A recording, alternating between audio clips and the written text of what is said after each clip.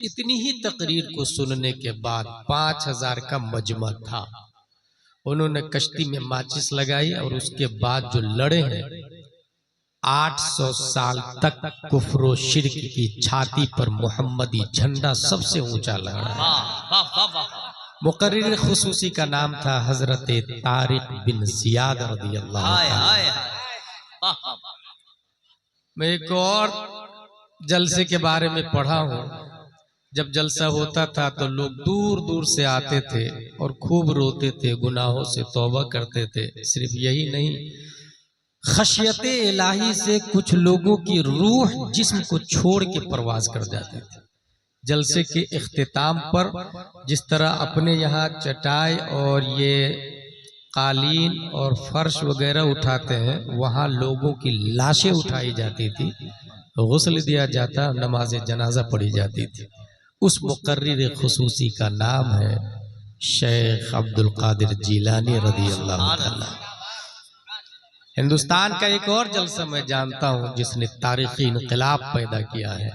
5, 6, 7 मई 1972 का जलसा है, जिसमें हुजूर सैयदुल उलमा है, हुजूर अहसनुल उलमा है, अल्लामा मुश्ताक अहमद निज़ामी है, हुजूर मुजाहिद मिल्लत है, हुजूर सिराजुल हुदा गयावी है, रीढ़ की हड्डी की हैसियत से हुजूर हाफिज मिल्लत है, राइट हैंड की हैसियत से अल्लामा अरशदुल कादरी है।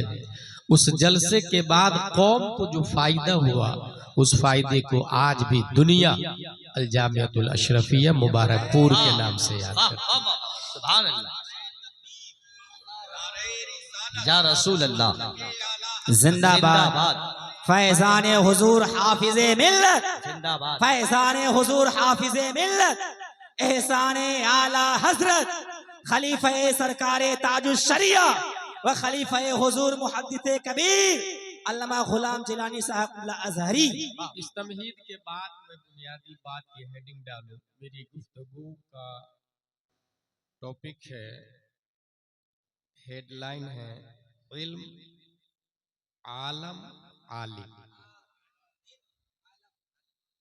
आलम का माखज़ भी इल्म है और आलिम का माखज़ भी इल्म है। इल्म के हवाले से इतना जहन में रखे कि मिनहा खलकनाकुम व फीहा नुईदुकुम व मिनहा नुखरिजुकुम तारतन उखरा। We are equal just like clay. हम लोग मिट्टी है। हमारे पास्ट को देखे आप तो मिट्टी, तो हम और मिट्टी बराबर। यही वजह है कि ये मिट्टी खिला पिलाकर इंसान को बिल्ड करती है, और जब इंसान उसमें आता है तो मिट्टी खा पी कर उसे खत्म भी कर देती है। शेख सादी ने यहाँ पर यह कहा है, जहां है बिरादर न मानत बकस, दिल अंदर जहां आफरी बंदोबस्त, मकुन तक या बरमुल के दुनिया वो पुष्ट के बिसियार कस चूतू परवरत व पुष्ट। हम मिट्टी से है, दोबारा मिट्टी में मिल जाएंगे। अगर नहीं मिलना चाहते हैं तो जिसने मिट्टी को पैदा किया उससे रिश्ता जोड़ लेते हैं। अगर इंसान उससे रिश्ता जोड़ लेता है तो फिर वो रईसुल उलमा बन जाता है, रईसुल हुफाज बन जाता है।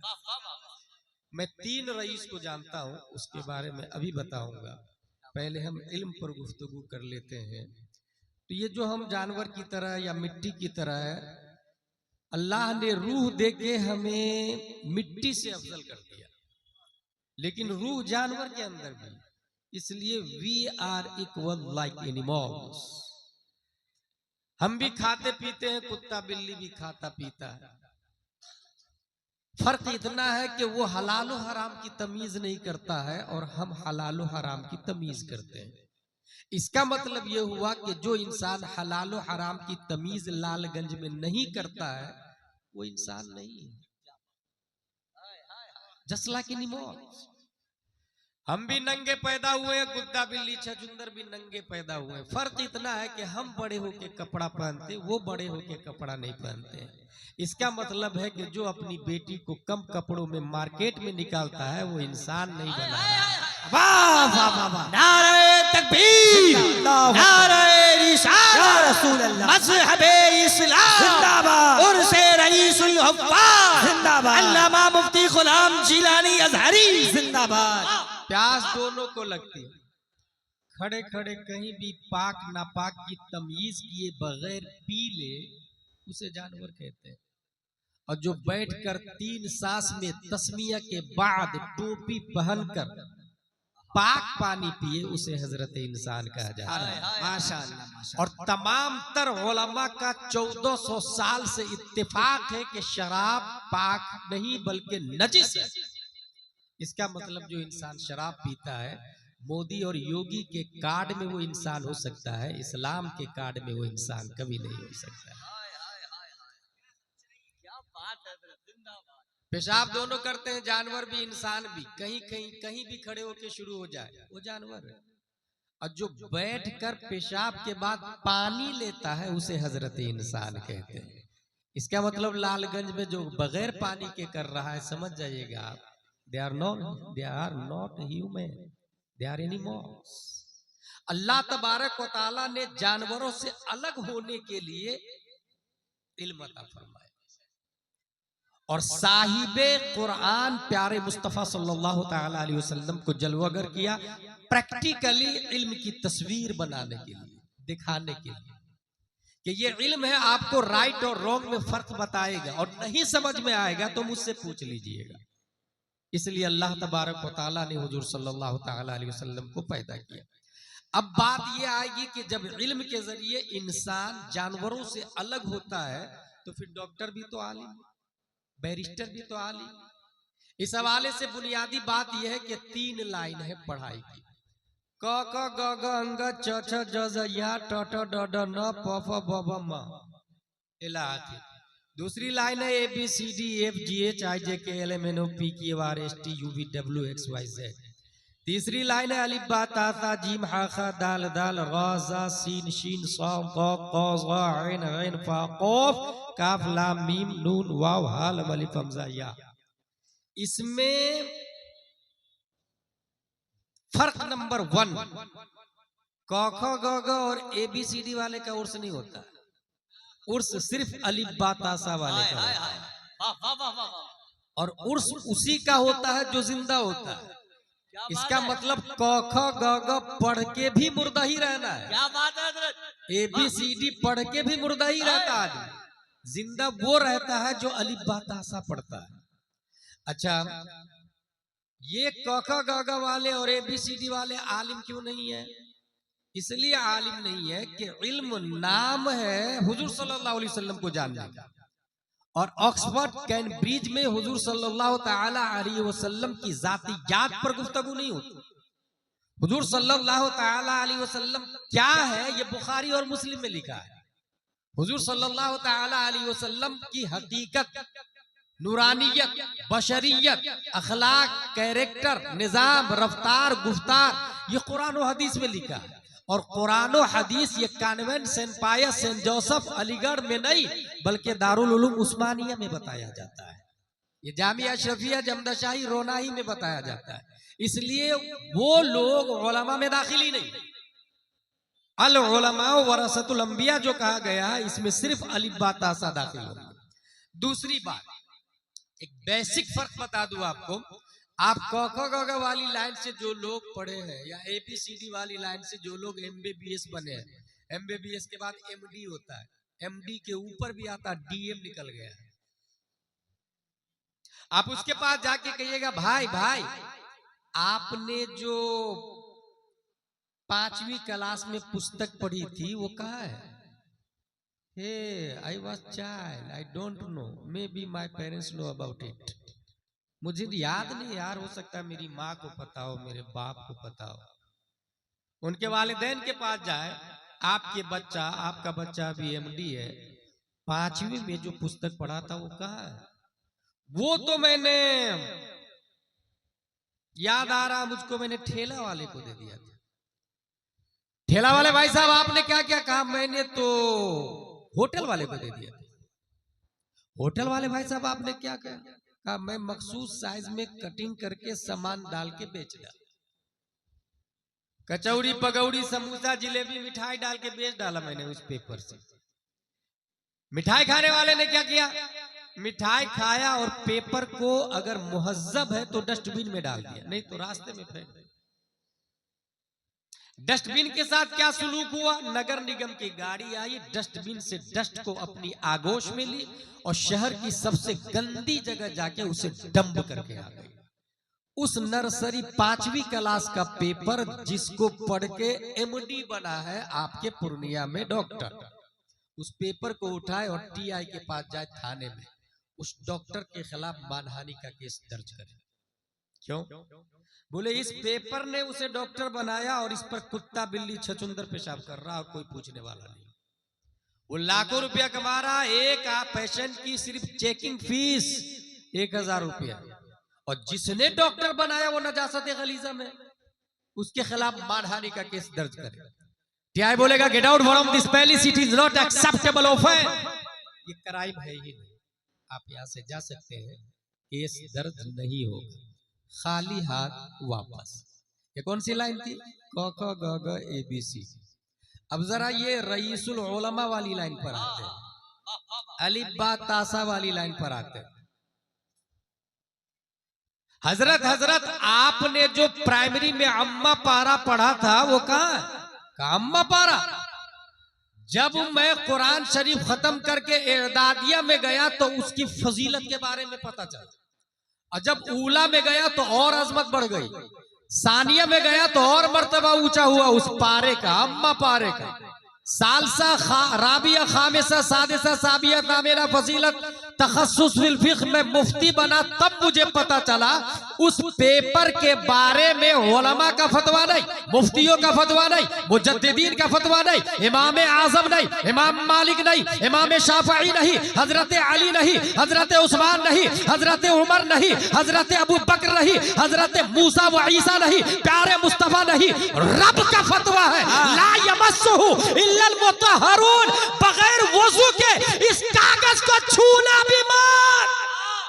नारे तकबीर, नारे रिसालत, इल्मे दीने मुस्तफा, तालीमाते मुस्तफा, उर्से मुकद्दस, फैजाने हुजूर रईसुल उलमा वल हुफ्फाज। पेपर बनता दरख्त से, मशीन से दरख्त कटा, मशीन में गया, पाउडर बना, पेपर बना, प्रेस में गया, लकीरें बनी, सेम वैल्यू, सेम कागज, सेम शाय, सेम बेचने वाला, सेम खरीदार, सब कुछ सेम है, मगर एक नजासत गलीजा में और दूसरा सर का ताज है। ऐ नजासत गलीजा वाला पेपर, बता तुझ पर कुत्ता बिल्ली छछुंदर पेशाब करके जा रहे हैं, तेरी इतनी हैसियत घट कैसे गई? उसने जवाब दिया, मेरी छाती पर ABCDEF लिखा था, जॉनी जॉनी एस पापा लिखा था, CBSE पैटेंट लिखा था, पैरासिटामोल फ्लेक्सन लिखा था, इसलिए मैं नजासत गलीजा में उस पेपर ने जवाब दिया, मेरी छाती पे वद्दुहा लिखा हुआ था। रब ने मेरी अजमत को बढ़ा दिया। बुनियादी फर्क देख ले, जो अपने मोहसिन को नजासत गलीजा में छोड़ दे वो क्या खाक मरीजों को शिफा देंगे? और जिन्होंने अम्मा पारा की इतनी ताजीम की, जब वो मसनदे शिफा पर बैठते थे हुजूर रईसुल उलमा, तो वक्त के खाजाए इल्म फन भी दरवाजे पर चारपाई लगा के बैठ के इंतजार कर रहे होते, हजरत की इजाजत होगी तब जाऊंगा अंदर। और याद रखे, खेत में अगर मजार निकला है तो चादर चढ़ाने नहीं पहुंचिएगा जब तक उलमा तायद न करे। बहुत सारे ऐसे काफिरों को मैंने देखा है, करोड़ों का लोन लेके गायब होता, बाबा बनता, खेत में मजार निकालता और उसके बाद कहता है यहाँ शिफा मिलती है, और जाहिल मर्द औरत भीड़ लगा के वहां पर जमा हो जाते हैं। मसला यह है, फतावा रज़विया शरीफ में कोदाली लेके जाए, ऐसे मजार को उखाड़ के फेंक दे, अगर डेयरिंग और हिम्मत और जुर्रत है आपके अंदर। फतावा रज़विया में लिखा, कौन मजार सही कौन मजार गलत, इसकी तायीद उलमा करेंगे, अवाम नहीं करेगी, उलमा करेंगे, क्योंकि दीन के डॉक्टर उलमा है। कौन वली है कौन वली नहीं है ये उलमा बताएंगे। कौन आलिम है कौन आलिम नहीं है ये उलमा बताएंगे। खुदरा अक्ल कामिल नुमायत वो औलादरा जमाल। चंद रिश्तेदार मिलके अगर अपने बच्चे को अल्लामा घोषित कर दे तो वो अल्लामा नहीं होगा। हाफिज बुलाने लग जाए तो वो हाफिज नहीं होगा, मुफ्ती बुलाने लग जाए तो वो मुफ्ती नहीं होगा। रईसुल उलमा क्या थे? हुजूर ख्वाजा इल्म फन ने उनकी ताजीम करके ये बताया कि रईसुल उलमा हकीकत में रईस है, हकीकत में आलिम दीन है, रसूलुल्लाह के नाइब है। और उनकी ताजीम करना इस बात पर गम्माज़ो शहादो दलाल है कि ये कोई आम आलिम नहीं है, अपने वक्त के नयाबत मुस्तफा का फरीजा अंजाम देने वाला एक अजीम मुबल्लिग है, जिनके हाथों रब्बे कदीर ने मसला के आला हजरत की नशर इशाअत की।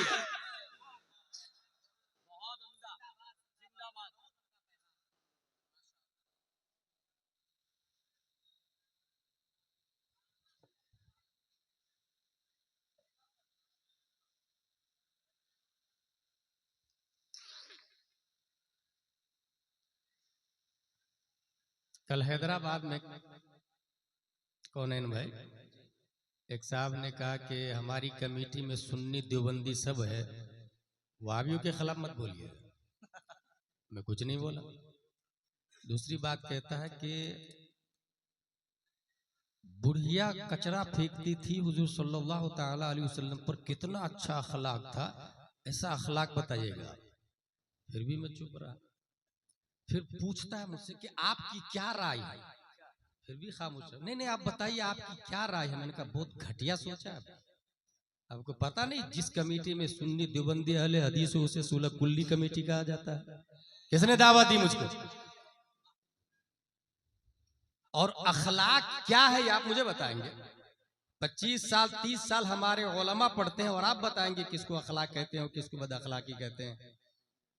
उसके बाद फिर जब स्टेज पर गया तो सदर आया, हजरत एक काफिर बहुत बड़ा है, लीडर है कौम का, 5 मिनट के लिए स्टेज पर इजाजत है आपकी? मैंने कहा अगर इमाम हुसैन यजीद को इजाजत दे दिए होते तो आज हर मस्जिद के मुसल्ले पर शराबी इमाम होता, मगर उन्होंने जान दे दी, यजीद की खिलाफत तस्लीम नहीं की। तुम कहो तो मैं उठ के चला जाऊं स्टेज झका? नहीं हुजूर आप बैठिए, मैं उसको एंट्री नहीं करने दूंगा स्टेज पर। इसलिए जुर्रतो गैरतो हमियत को जिंदा रखिएगा। मुआमलात काफिरों के साथ जायज है, मुआलात जायज नहीं है, ये ज़हन में रखिए। मुआलात सिर्फ और सिर्फ ईमान वालों से जायज है। ला तत्तखिदुल काफिरीना औलिया मिन दूनिल्लाह, कुरान शरीफ में साफ लफ्जों में आया।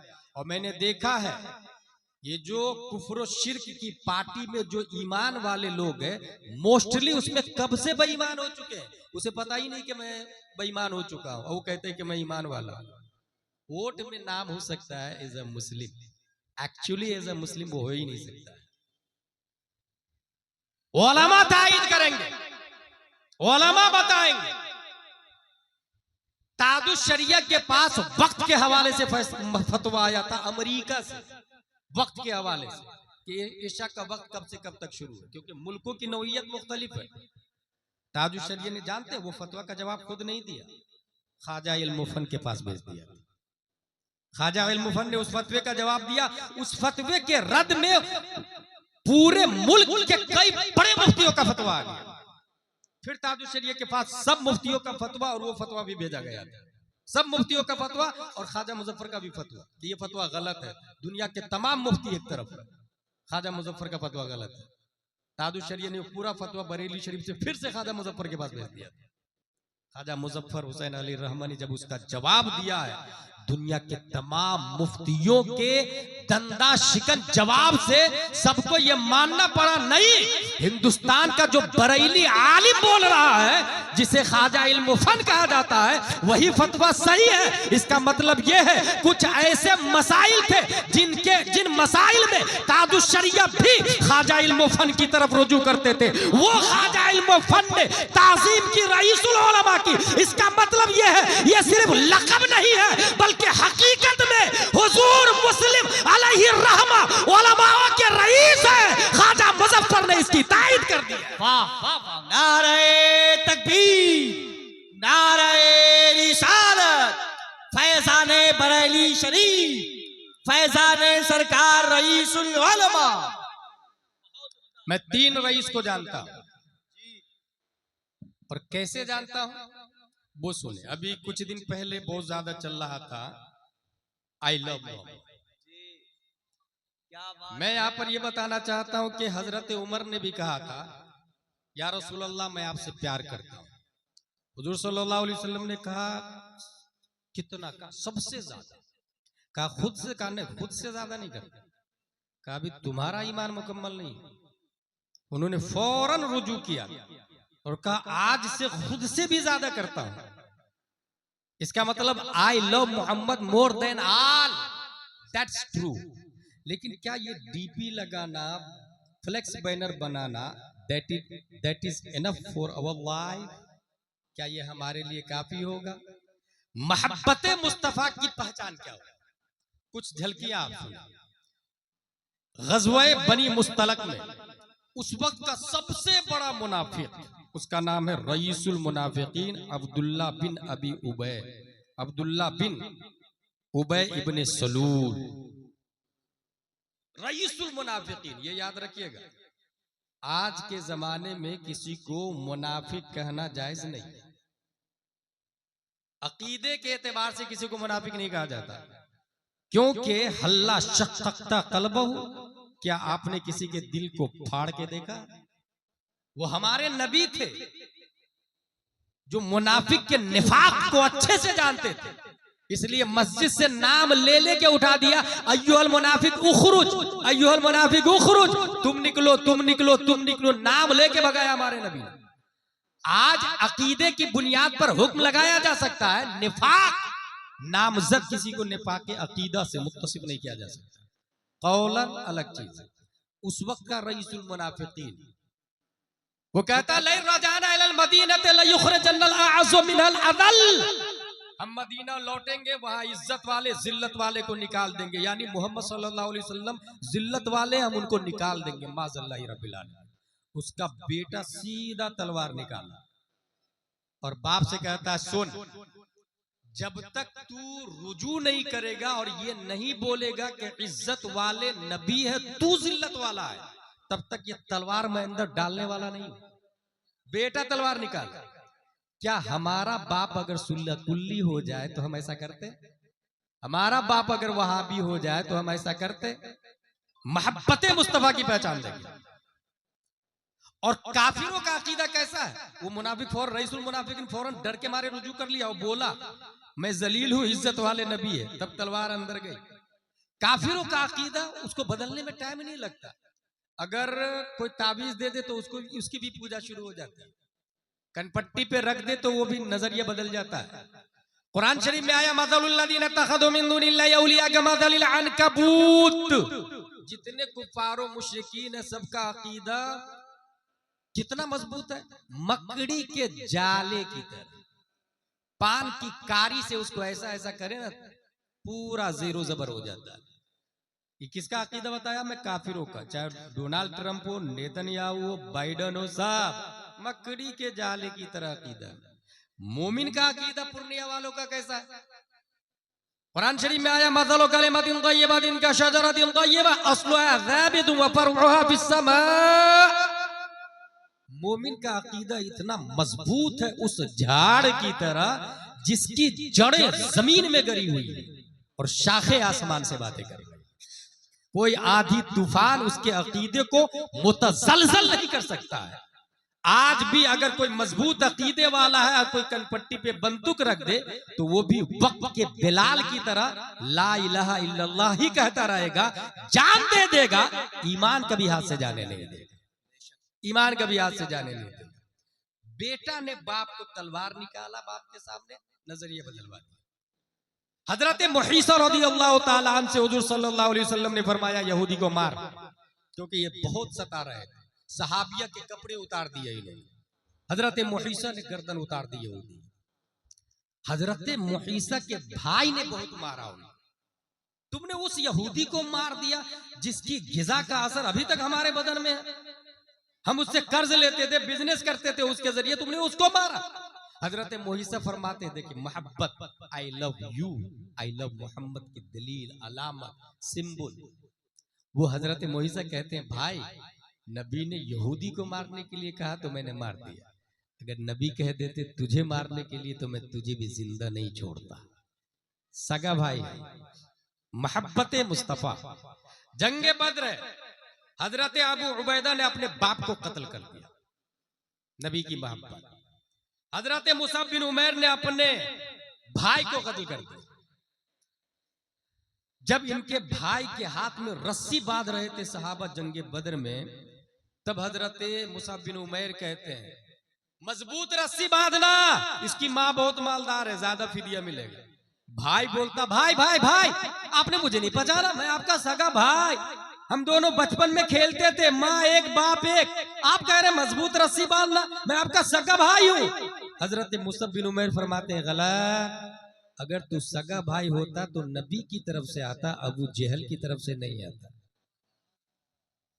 आई लव मोहम्मद की दलील दे रहा हूं, अलामत दे रहा हूं। डीपी और बैनर ये काफी नहीं है। हजरत उमर रज़ी अल्लाह ताला अन्हु अपने मामू आस कत्ल कर दिया। हजरत अली ने कई रिश्तेदारों को मौत के घाट उतार दिया।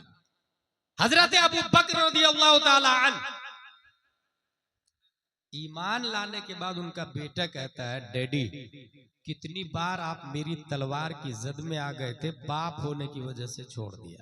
हजरत अबू बकर फरमाते हैं, खुदा की कसम अगर एक बार भी तू मेरी तलवार की जद में आता तो गद्दार मुस्तफा होने की बुनियाद पर तुम्हारी गर्दन उतार देता। बेटा से कौन बोल रहे हैं? बाप।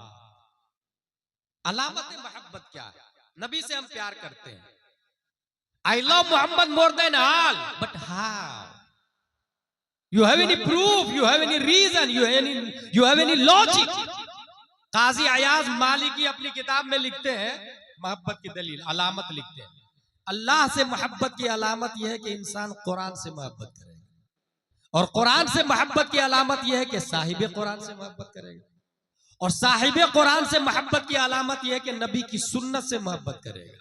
नबी दाढ़ी रखते थे, हम भी दाढ़ी रखते, नबी लौकी खाते थे, हम भी लौकी खाएंगे। मैंने एक मौलाना साहब के बारे में पढ़ा है, दस्तरखान पर लौकी बनी थी और उन्होंने कहा लौकी खाना सुन्नत है। बेटे ने कहा मुझे पसंद नहीं। बाप ने कहा जो नबी को पसंद वो तुझे पसंद नहीं तो तू मुझे पसंद नहीं, निकल घर से। भगा दिया घर से। भाई डराने वाली, रुलाने वाली, हंसाने वाली तकरीर को सुनने से जलसा का निजाम दरहम हो चुका है। जलसे का वजूद ही दीन सीखने के लिए हुआ है, और वही फरीज़ा मैं अंजाम दे रहा हूं। एक सहाबी रसूल जा रहे थे ऊंट पर बैठकर, मोहब्बत मुस्तफा की दलील देखिए। एक जगह रुके और ऊंट से उछलकर अपना अमामा बबूल में फंसाए। बबूल में। साहब ने कहा क्या कर रहे हैं आप?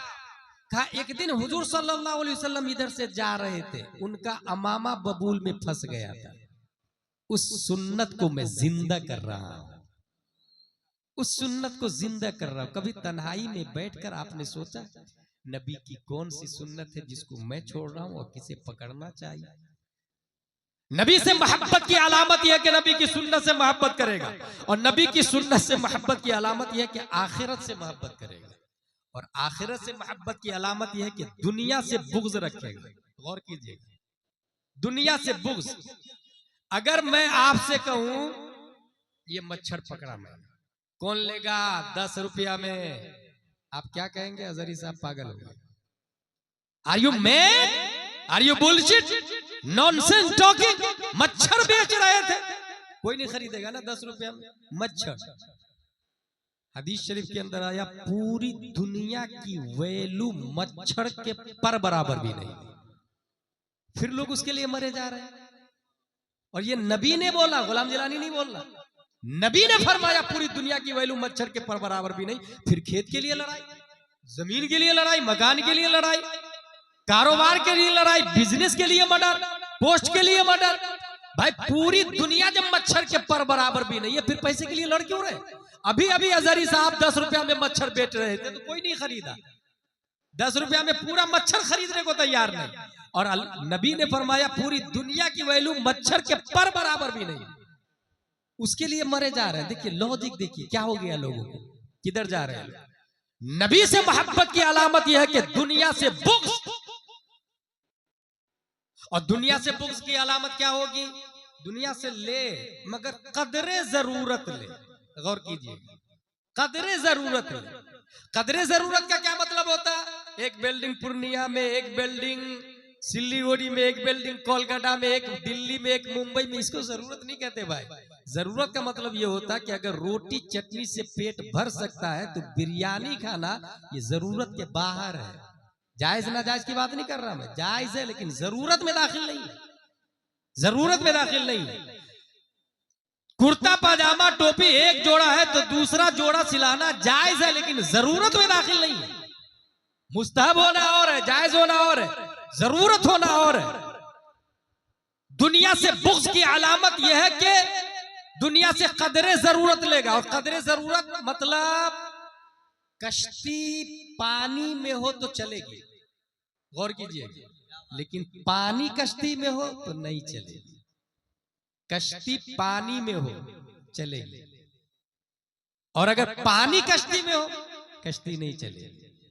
आप दुनिया में रहे, दुनिया को अपने अंदर क्यों ले लिए, इसलिए तो हम नहीं चल पा रहे। परिंदा अपनी चोंच में एक दाना गेहूं का ले उड़ेगा, बीवी बच्चों से मिलेगा, घोंसले में जाएगा, मंजिले मकसूद तक कुव्वते परवाज में इजाफा होगा। लेकिन 1 किलो गेहूं की थैली गर्दन में बांध के कबूतर उड़ नहीं सकता, अपनी फैमिली से नहीं मिल सकता, बीवी बच्चों से मुलाकात नहीं कर सकता, मंजिले मकसूद तक नहीं पहुंच सकता। कलंदर लाहौरी ने इसी तरफ इशारा किया, ऐ तायरे लाहौती, उस रिज्क से मौत अच्छी जिस रिज्क से आती हो परवाज में कोताही। यही वजह है तौहीद और रिसालत के शहदाइयों, जो इंसान दुनिया में जखीरा अंदोजी जितनी कम किया उतनी ही ज्यादा स्पीड से वो रब की तरफ गया है, मंजिले मकसूद तक पहुंचा है। और जिसने दुनिया का बोझ ज्यादा लिया है उसे हिसाबो किताब देना पड़ा। झूठ बोलता है, हरामखोरी करता है, हरामकारी करता है। और ये हमारे नबी ने फरमाया कि एक गरीब अमीर से 500 साल पहले जन्नत में चला जाएगा, क्योंकि अमीर को हिसाब देना पड़ेगा, लाया कहां से, खर्चा कहां किया। एक गरीब के पास शॉर्ट एंड स्वीट में हिसाब देगा चला जाएगा। और एक दूसरी दलील दे दूं, हमारे नबी के अंडरटेकिंग क्या नहीं था, पहाड़ को इशारा कर दे सोना बन जाए, समंदर को इशारा कर दे डायमंड में कन्वर्ट हो जाए। पूरी दुनिया के मालिक हमारे नबी है, मगर हमारे नबी मालिके निसाब नहीं है। कभी ज़कात फर्ज नहीं होती थी आप पर, इतना जमा नहीं करते थे, जखीरा अंदोजी नहीं करते थे। मालिके कुल है मगर मालिके निसाब नहीं है। इसलिए हम भी दुनिया में रहे, दुनिया को अपने अंदर नहीं ले। अगर एक इंसान आपके यहाँ 1 करोड़ का मालिक है और दूसरा इंसान मालिके निसाब नहीं है, नबी की इस सुन्नत को वो जिंदा कर रहा है। अगर वो करोड़पति ज़कात देता है तो उस्माने गनी की सुन्नत हो सकती है, अगर ज़कात देता है तो उस्माने गनी की सुन्नत हो सकती है, मगर मालिके निसाब ही नहीं बनता है तो ये प्यारे मुस्तफ़ा की सुन्नत है, प्यारे मुस्तफ़ा की सुन्नत है। तो आखिरत से बुग़्ज़, आखिरत से मोहब्बत की अलामत दुनिया से बुग़्ज़, और दुनिया से बुग़्ज़ की पहचान कदरे जरूरत लेगा। हमने इस पैराग्राफ में तलाशना शुरू किया जो जरूरत के मुताबिक है। 14वीं सदी हिजरी, ऐसा कोई आदमी मिले जो नबी से इस कदर मोहब्बत करता हो कि दुनिया से अदावत, सब कुछ है फिर भी रोटी चटनी खाता हो, करोड़ों की गाड़ी खरीद सकता है मगर नहीं, लुंगी कुर्ता और एक सदरी में रहता हो। तलाशना शुरू किया, कर्नाटका में तलाशा, ऐसा आदमी नहीं मिला, बंगाल में तलाशा, ऐसा आदमी नहीं मिला, गुजरात में तलाशा, ऐसा आदमी नहीं मिला, आंध्रा में तलाशा, ऐसा आदमी नहीं मिला, तेलंगाना में तलाशा, ऐसा आदमी नहीं मिला। तलाशते तलाशते जब उड़ीसा की धरती पर पहुंचा, 8 मुहर्रमुल हराम 1322 हिजरी में, हाँ 1904 में शेख अब्दुल मन्नान की पीठ से पैदा होने वाला मुजाहिद मिल्लत हबीबुर रहमान है, रईस आज़म उड़ीसा है। हवेली बिरयानी मेहमानों के लिए झोपड़पट्टी और रोटी खा के जिंदगी गुजारी। नारे तकबीर, नारे रिसालत उर्से कादरी मुस्लिमी व शुएबी फैजाने हुजूर मुजाहिदे मिल्लत फैजाने हुजूर रईसुल उलमा खलीफे सरकारे ताजुश शरिया फैजाने आला हजरत हजरत अल्लामा हाफिज वकारी मुफ्ती गुलाम जिलानी अजहरी। मेरे भाई, मैं 3 रईस को जानता हूँ। रईस आजम उड़ीसा कब पैदा हुए? 1904 ईस्वी में। सब कुछ था, फिर भी वो खाली हाथ, लुंगी, कुर्ता, सदरी। इलाहाबाद में मदरसे में पढ़ा रहे थे, कूक चला गया, बावरचंद चली गई, अपनी बीवी को कहते हैं आप आइएगा, खाना बनाने वाली चली गई, आप खाना बना दीजिएगा। उनकी बीवी मदरसे में जाके खाना बनाती थी। हुजूर मुजाहिदे मिल्लत की बीवी, सोच सकते हैं आप? जबकि जमीन का हाल यह है कि भद्रक का कलेक्ट्रेट एरिया, कोट वाला एरिया, बल्कि पूरे उड़ीसा में आपसे ज्यादा जमीन किसी काफिर के पास भी नहीं थी और किसी मुस्लिम के पास भी नहीं थी। इतने बड़े आदमी थे हुजूर मुजाहिदे मिल्लत। मेहमान आते तो उसको बिल्डिंग हवेली में ठहराते थे और हवेली के सामने झोपड़पट्टी बनाए हुए उसमें खुद रहते थे। मेहमान को उधर खुद मेहमान के लिए बिरयानी बनवाते थे, मगर खुद रोटी और अचार खाते थे। रईस आजम, एक उस रईस आजम को जानता हूं। एक दूसरा रईस जिसको रईसुल उलमा कहा जाता, खल्लाके दो आलम ने मुंशी खुर्शीद की पीठ से लालगंज की धरती पर 1916 में पैदा किया। उन्होंने पढ़ा, इल्म हासिल किया। पहले यहां दारुल उलूम उस्मानिया में पढ़ा और दारुल उलूम उस्मानिया से पढ़ने के बाद फिर मंजर इस्लाम बरेली शरीफ जाते और मंजर इस्लाम बरेली शरीफ में पढ़ाने वाले कोई और नहीं, हुजूर हुज्जतुल इस्लाम हामिद रजा अलैहि रहमा। और हामिद रजा ये वो है जिन्होंने डायरेक्ट आला हजरत से पढ़ा है। इसका मतलब ये हुआ कि एक वास्ता को हटा दे तो डायरेक्ट आला हजरत का इल्म अगर पूर्णिया में किसी की छाती में है तो हुजूर मुस्लिम मियां रईसुल उलमा के सीने में मौजूद है। नारे तकबीर, नारे जिंदाबाद जिंदाबाद जिंदाबाद जिंदाबाद माशाअल्लाह सुलो उलमा जिंदाबाद। इनकी पीठ से, अल्लाह इनकी पीठ से, इनकी पीठ से अल्लाह ने 1948 में इसी लालगंज की धरती पर एक दूसरे रईस को पैदा किया।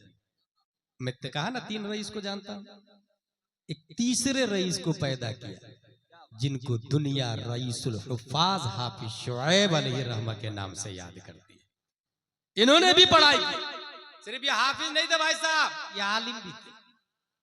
और इनका रूहानी कनेक्शन सीधा मुफ्ती आजम हिंद अलैहि रहमा और रिदवान से था, क्योंकि ये मुरीद किन से थे? हुजूर मुफ्ती आजम हिंद से। रूहानी कनेक्शन आला हजरत के मुफ्ती आजम हिंद वाले बेटे से, आला हजरत के एक बेटे से रूहानी कनेक्शन। इनके वालिद साहब के पास इल्म आया आला हजरत के दूसरे बेटे से। अब अगर मैं यूं कहूं कि जिन लोगों ने इनको देखा है वो इस बात को अच्छे से जहन में बैठा ले कि अल्लाह के मुतलक खलीफा हुजूर सल्लल्लाहु तआला अलैहि वसल्लम है। अल्लाह को नबी ने देखा है और नबी को हम लोगों ने नहीं देखा है। नबी को अबू बकर, उमर, उस्मान और अली ने देखा है और सबसे ज्यादा नबी को एज़ा नबी हजरत अबू बकर सिद्दीक रज़ी अल्लाह ताला ने देखा। ये मैं इसलिए कह रहा हूं कि कुछ लोगों का कहना नहीं, सबसे बड़े हजरत अली है और यहीं से मौलाई ग्रुप का वजूद हुआ है जो पूरे हिंदुस्तान में तबाही मचा रहा है। याद रखिएगा हजरत अली रज़ी अल्लाह ताला अन्हु सराकों पर, मगर सबसे बड़े सहाबी 1,25,000 सहाबी में सबसे बड़े कौन है? हजरत अबू बकर सिद्दीक रज़ी अल्लाह ताला, फिर हजरत उमर फारूक आजम, फिर हजरत उस्मान गनी, फिर हजरत अली। मगर एक कमबख्त जाहिल शायर है बगैर दाढ़ी वाला, वो बोलता है कि खिलाफत में चौथे दर्जे पर है हजरत अली। इसका हरगिज मतलब नहीं कि मर्तबा भी चौथा है। अगर ये मतलब लेंगे तो कुरान भी चौथे दर्जे की किताब है, मगर मर्तबा में सबसे अफजल है। ऐसे ही ये भी मर्तबा में सबसे अफजल है। देखिए कैसा गुमराह कर रहा, कितनी तबाही मचा रहा। हमारे उलमा समझ गए कौन शायर है, मैं नाम नहीं लेता, मगर ये जो मौलाई तबाही मचा रहे हैं, इससे बचने के लिए आपको अपने उलमा से जुड़ना होगा, आपको समझना होगा। हजरत अबू बकर सिद्दीक बड़े क्यों हैं, मैं एक लॉजिक बता देता हूं। अगर मैं ऐलान करूं यहां पर मुझे रईसुल उलमा मस्जिद बनानी है, कौन देगा पैसा? एक आदमी खड़ा हुआ, हजरत मेरी तरफ से 1000 रुपये। दूसरा आदमी पहले दिन 1000, दूसरा आदमी दूसरे दिन 2000, तीसरा आदमी तीसरे दिन 3000, चौथा आदमी चौथे दिन 4000। ज्यादा किसका है? कॉमन सेंस यही बोलेगा ना 4000 रुपया ज्यादा है। इस्लाम बोलता है गलत, 4000 ज्यादा नहीं, क्योंकि अद्दाल अलल खैर कफाइलिही, रास्ता बताने वाला चलने वाले की तरह है। जब ऐलान हुआ तो सबसे पहले एक आदमी खड़ा हुआ, उसने माहौल को फाड़ा और रास्ता क्लियर किया, रास्ता बनाया।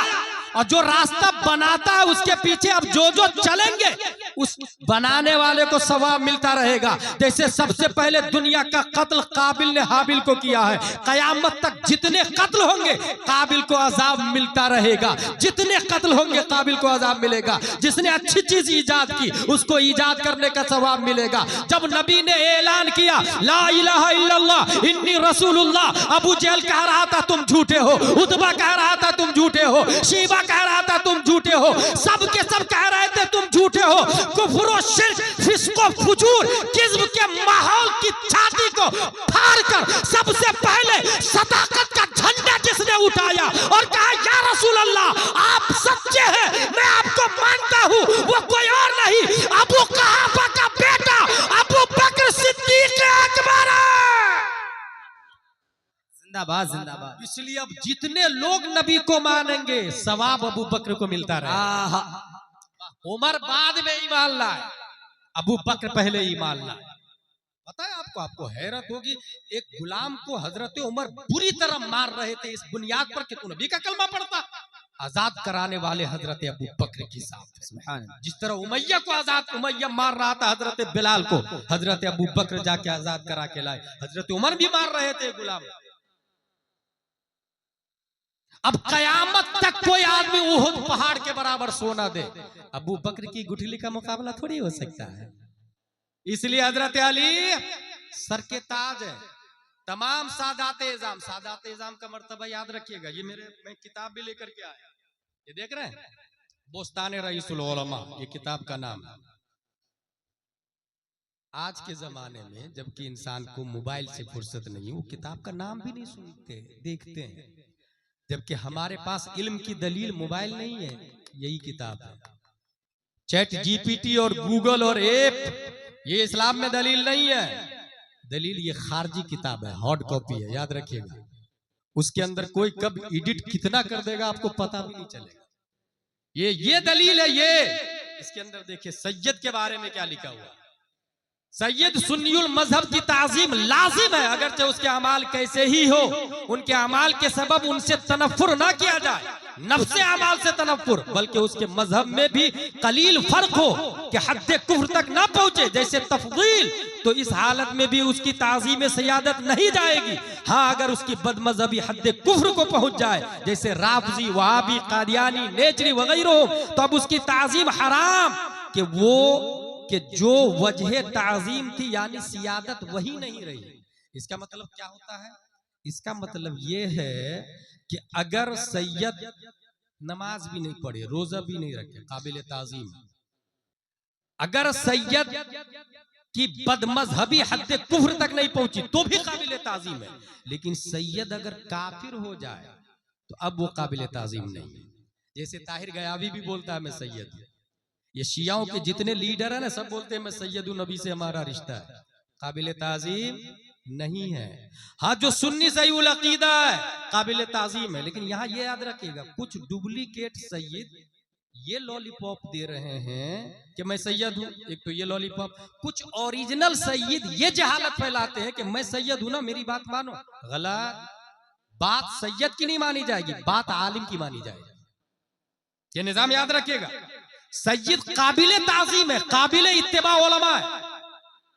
यही वजह है, मुझे बेंगलोर में एक सवाल हुआ था, एक खातून ने ये उड़ाया कर्नाटका में कि पीर वही होगा जो सैयद हो। फिर आला हजरत मुफ्ती आजम ताजुश शरिया वो हजम नहीं हो रहे थे उनको। मैंने कहा सुनो, अगर पीर होने के लिए सैयद होना जरूरी है तो दुनिया के जितने सादात इज़ाम है, सर के ताज है, मगर जितने सादात इज़ाम है या तो वो मालिकी है, या तो वो शाफई है, या तो वो हम्बली है, या तो वो हनफी है, और ये चारों सैयद नहीं है। बहुत भारी दलील दे रहा हूं, कौन है भाई? ये चारों सैयद नहीं है। इसका मतलब ये कि इत्तिबा सैयद की नहीं, आलिम की जाएगी, आलिम की। अब जो सैयद ये बोले कि मैं जन्नत में ले जाऊंगा, नहीं, निजाम मुस्तफा की बुनियाद पर जन्नत में जाएगा। और निजाम मुस्तफा में यह है सैयद की ताजीम की जाएगी।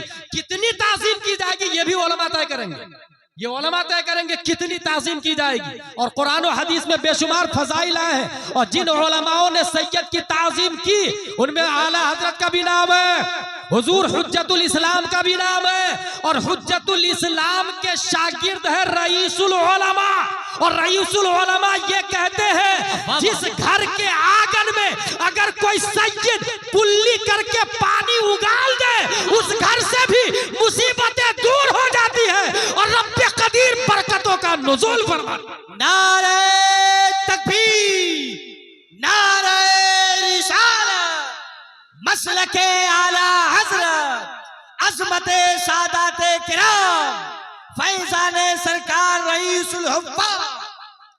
औलिया इज़ाम के आरास होते हैं, उलमाए किराम, यही औलियाए किराम होते हैं। उलमाए किराम ही में औलियाए किराम होते हैं, याद रखिएगा। गैरे उलमा में कोई वली नहीं हो सकता। मत्तखज़ल्लाहु वलिय्यन जाहिला, अल्लाह किसी जाहिल को वली नहीं बनाता। अब अगर आपके सामने कोई 10-15 अंगूठी पहन के, बड़े बड़े बाल रख के, औरतों को तन्हाई में बैठा के घंटों ताबीज देता और नमाज नहीं पढ़ता और कहता मैं वली हूं, मदीने में नमाज पढ़ता हूं, समझ जाइए वो लेग पीस दे रहा है, रोस्टेड दे रहा है, लॉलीपॉप दे रहा है, बेवकूफ बना रहा है आपको। मत्तखज़ल्लाहु वलिय्यन जाहिला, अल्लाह किसी जाहिल को वली नहीं बनाता।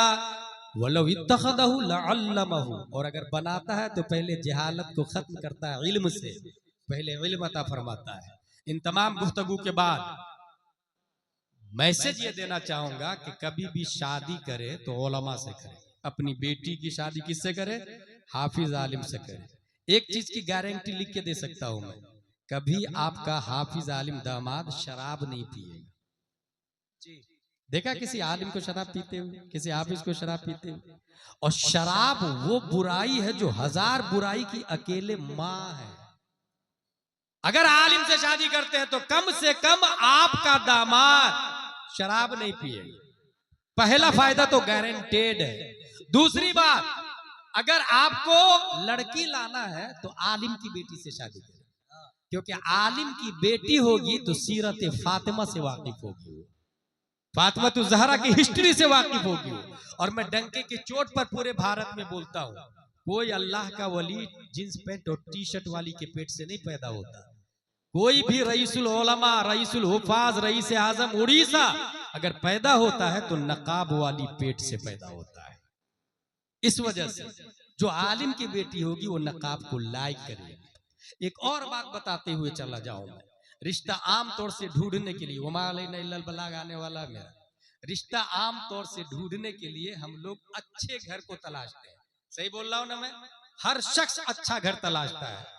हजरत कोई अच्छा घर होगा तो देखिएगा सुन्नी सही अकीदा होना चाहिए, अच्छा वेल सेटल होना चाहिए। अच्छा घर तो सब बोलता है, अच्छे का मेयार अलग अलग है, लेकिन अच्छा घर सब बोलता है। ईमानदारी से बताए, पूरी दुनिया में सबसे अच्छा घर कौन है? अगर आप किताब को खोल करके पढ़ेंगे तो पूरी दुनिया में, पूरे पूर्णिया में, पूरे बिहार में, पूरे हिंदुस्तान में सबसे अच्छा घर अल्लाह का घर है, जिसे मस्जिद कहा जाता है। कभी आप अपनी बेटी के लिए मस्जिद में दामाद ढूंढने गए? एक आदमी था, वो रोजाना मस्जिद में जाकर देखता था कौन को रारा पढ़ने। एक आदमी समझ गया, भाई भाई भाई तू मेरी बेटी से शादी कर। उन्होंने कहा हजरत मेरे पास कुछ है ही नहीं। जानते वो साहब क्या बोलते हैं होने वाले ससुर जी? मस्जिद अल्लाह के घर में पहली सफ में तकबीर ऊला के साथ 5 वक्त की नमाज पढ़ने से बढ़कर धरती पे और कौन सी दौलत हो सकती है? समझ में आ रहा है? इससे बड़ी और कोई दौलत हो सकती है? इसलिए तू ही करेगा, तू ही करेगा। रिश्ता कभी भी करे आप अच्छे घर में करे, और अच्छा घर अपने मेयार से तय मत करे। अच्छा घर अल्लाह का घर होता है, उसके बाद अच्छा घर रसूलुल्लाह का घर होता है, जिसको मदरसा कहा जाता है।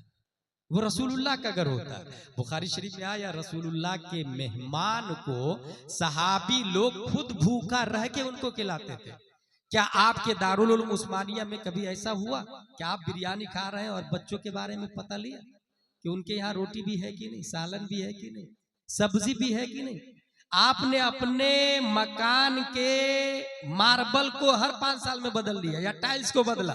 कभी उस्मानिया के टॉयलेट बाथरूम को जाके चेक किया कि रसूलुल्लाह के मेहमान किस पोजीशन में, वुजू खाने का क्या हाल है, नमाज गाह का क्या हाल है? अच्छा, कुछ लोग कोई जुनून सवार होता है, मुफ्ती साहब मेरी वालदा का इंतकाल हो गया तो दारुल उलूम उस्मानिया में कुरान शरीफ रखवा देता हूँ 10 पीस वालिदा के इसाले सवाब के लिए। किसने कहा भाई कुरान शरीफ देना सवाब का काम? काली किसने बोला? भाई पहले पूछे उनसे जरूरत किस चीज की है।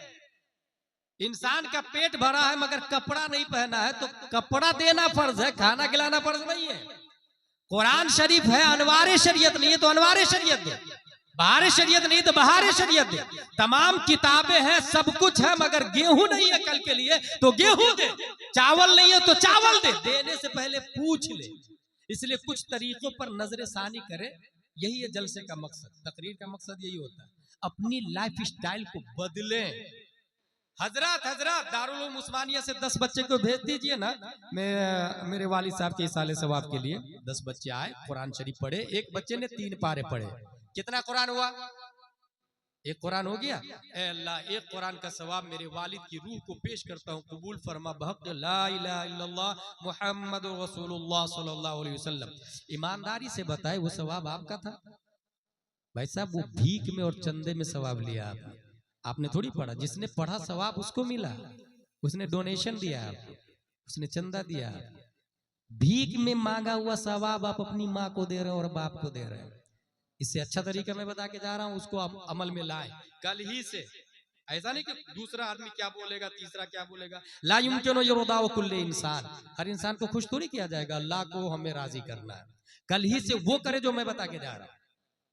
आपको 10 बच्चे को नहीं बुलाना है, मदरसे से उस्मानिया से एक मुदर्रिस को बुलाना है। हजरत आप आइए, अपनी माँ, अपनी बहन, अपनी बीवी, अपनी बेटी को पर्दे में बैठा, और बेटा बाप मर्द पर्दे के सामने, आलिम साहब के सामने। पर्दे के पीछे कौन है? घर की खवातीन। और उनसे कहे पूरी सूरह फातिहा नहीं, सिर्फ अल्हम्दुलिल्लाह रब्बिल आलमीन एक आयत की तफसीर करके बताए। एक आयत की तफसीर, आधा से 1 घंटा में वो एक आयत की आलिम साहब तफसीर करके बताएगा। कौन कौन सुना? बीवी बच्चे भी सुन रहे हैं, बेटियां भी सुन रही, आप भी सुन रहे हैं। अब सुने, एक आयत की तफसीर समझ ली तो किताब में ये लिखा हुआ है, जिसने एक आयत की तफसीर समझ ली अल्लाह ताला 10 कुरान का सवाब अता फरमाता है। अब हाथ उठाए, ए अल्लाह, ये जो 10 कुरान का सवाब तूने दिया है, मेरे बाप की रूह को पेश करता हूँ, कबूल फरमाए। ये मेहनत की कमाई है, चंदे का सवाब नहीं है, ये खुद की कमाई होगी आपकी। और यहाँ एक तरफ जब ये सिस्टम आप अपने यहाँ राइज कर लिए तो जानते फायदा क्या होगा? जहां कब्रिस्तान से अजाब का खात्मा होगा, वहीं आबादी से जहालत का खात्मा होना शुरू हो जाएगा। आबादी से जाहिल लोग खत्म होने लग जाएंगे, क्योंकि आयत की तफसीर आ गई ना। कब्रिस्तान से अजाब खत्म होगा, आबादी से जहालत खत्म होगी। और बीवी बच्चियां सब सुनी ना, जिस बच्चियों ने कुरान की तफसीर 12 सुन ली है, कभी काफिर के साथ भाग के शादी नहीं करेगी, कभी मुर्तद नहीं होगी। वो ये जो आए दिन अखबार की हेडिंग बन रही है ना, उसने ये कर लिया, उसने ये लगा लिया, उसने उसके साथ भाग गई। फिर कहाँ है मुस्लिम लोग, कहाँ है पंचायत वाले, कहाँ है मुखिया, कहाँ है गांव के इमाम साहब, मेरी बेटी काफिर हो गई, कोई बचाने नहीं आ रहा। जब हैया लल फलाह कह रहा था तब तो समझ में नहीं आ रहा। जब कह रहा था बच्चे को मकतब में भेजिए, तब बोल रहे थे who are you interfering my personal life. मेरी बेटी सेंट पायस सेंट जोसेफ में पढ़ती है, जरूरत नहीं हमें मकतब में भेजने की।